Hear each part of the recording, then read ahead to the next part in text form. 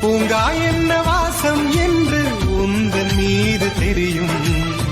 தந்தம் என்ன வண்ணம் என்று உன்னை பார்க்க தெரியும்.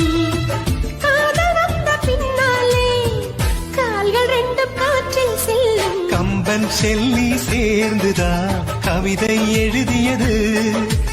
எந்தன் முன்பு வந்துதான் பெண்ணாய் நிற்கிறது.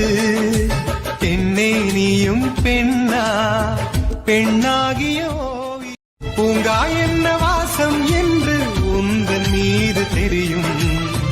தந்தம் என்ன வண்ணம் என்று உன்னை பார்க்க தெரியும்.